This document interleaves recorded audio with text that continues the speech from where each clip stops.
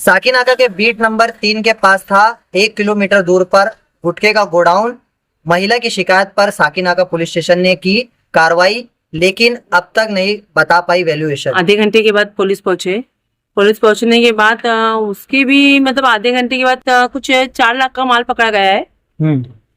4 लाख का माल पकड़ने के बाद आपके अंदाजे से? जी नहीं, अंदाजे से नहीं, पक्का श्योर 4 लाख का माल है। उससे ज्यादा भी हो सकता है, हाँ। पर उससे कम नहीं है। ओके। और प्लस उन्होंने मतलब मैंने कहा उनको कि सर एक्चुअली मैंने कंप्लेंट दी है तो मेरी कंप्लेंट लिखी है ना। हाँ। लेडीज की कंप्लेंट नहीं लेते। जब कॉल लेडीज मार सकती है, कॉल सब कर सकती है लेडीज, तो फिर कंप्लेंट लेडीज की क्यों नहीं? दूसरी बात, मेरे साथ एक बंदा था, वो जैसा हमको लगा लॉक था, दरवाजे पे एक लॉक लटका हुआ था, प्लस हमको लगा डोर पे लॉक लगा हुआ है। तो उन्होंने पूछा कि अरे मेरे को लगा लॉक लगा हुआ है, तो ऑफिसर के मुंह में से उनके लिए गाली निकली। नाम क्या था पुलिस वाला? कौन गाली दिया? आयरे सर। अरे 2 स्टार दे, 1 स्टार दे? 2। जो सामने पत्रकार थे दूसरे, जिस तरह से उनसे बातें करे जा रही थी उस तो पत्रकारी थे या मतलब कौन थे? दलाल थे, पत्रकारी थे? I don't know. मुझे तो लगता है कि वो आप जो समझ रहे हैं वही होंगे। हाँ। क्योंकि जो उनके तरीके से जो फ्रेंडली बात हो रही थी ना उनसे, हंसी मजाक, पुलिस चौकी में हंसी मजाक नहीं होती है, हंसी मजाक हो रही थी है, उनसे बात किया जा रहा था, मतलब एक दूसरे से हाथ पकड़ के गपशप किया जा रहा था। तो वो तरीके से तो मैं बोलती पत्रकारों से या कोई दूसरे आम नागरिक से वो लोग नहीं करते। मुंबई टीवी, हर खबर सच के साथ।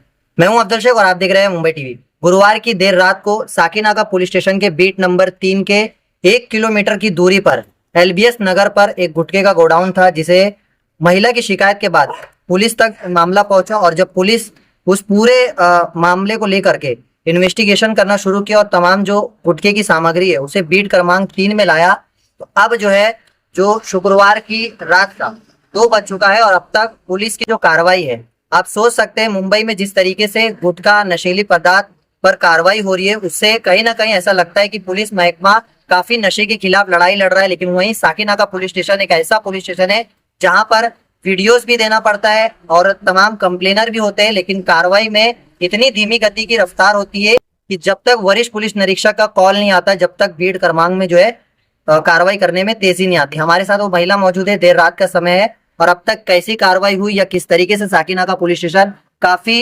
जद्दोजहद करके कार्रवाई कर रहे हैं, उस बारे में जानकारी लेंगे। गुटखे का गोडाउन आपके संपर्क के बाद पकड़ा गया, कैसी कार्रवाई हुई? एक्चुअली मैंने 100 नंबर पे कॉल किया था। 100 नंबर पे कॉल करने के बाद कुछ आधे घंटे के बाद पुलिस पहुंचे। पुलिस पहुंचने के बाद उसके भी मतलब आधे घंटे के बाद कुछ 4 लाख का माल पकड़ा गया है। 4 लाख का माल पकड़ने के बाद आपके अंदाजे से? जी नहीं, अंदाजे से नहीं, पक्का श्योर 4 लाख का माल है। उससे ज्यादा भी हो सकता है, हाँ। पर उससे कम नहीं है। ओके।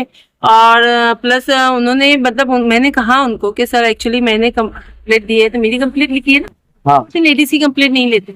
जब कॉल लेडीज मार सकती है, कॉल सब कर सकती है लेडीज, तो फिर कंप्लेंट लेडीज की क्यों नहीं? लेडीज की कंप्लेंट लेना चाहिए। मैंने पीआई को फोन किया, सर बोलते मैं बोलता हूँ कि एक्चुअली वो लेंगे आपकी कंप्लेंट, बट वो आए इधर। आने के बाद उन्होंने कहा कि नहीं कंप्लेंट तो नहीं ले सकते, पंचनामा हो चुका है, तो आप लोग साक्षी बन जाओ। कौन बोला ऐसा? Pi sir. क्या नाम है? तो कुछ नाम था दीपक। दीपक, पीआई दीपक जी, हाँ।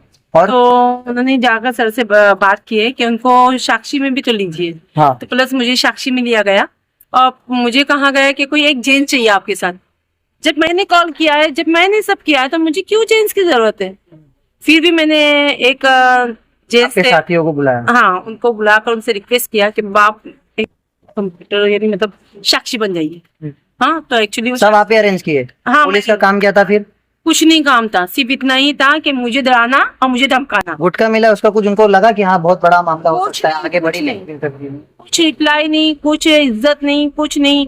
एक्चुअली मैं भी पत्रकार हूँ, प्लस जो सामने पत्रकार थे दूसरे, जिस तरह से उनसे बातें करे जा रही थी उस तो पत्रकारी थे या मतलब कौन थे?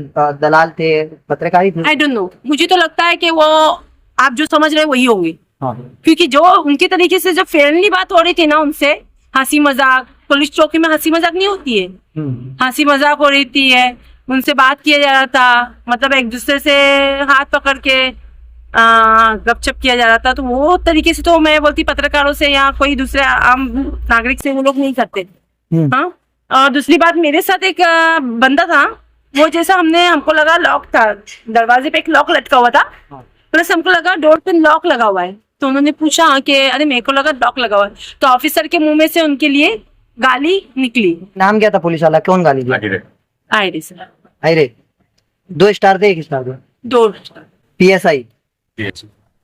तो ये तमाम चीजें हो रहा है अभी फिलहाल। किस तरीके का पूरा जो है प्रोसेस चल रहा है, क्या लग रहा है? सुबह Actually- 4 की जगह 1 किलो हो सकता है, ऐसा कुछ लग रहा है आपको? हाँ, मुझे तो वही लग रहा है, क्योंकि एक्चुअली हम लोग उधर जा नहीं सकते, वीडियो निकाल नहीं सकते, वो मतलब सब उनके ही लोग हैं, प्लस हमारे इसमें का कोई लोग नहीं है अंदर।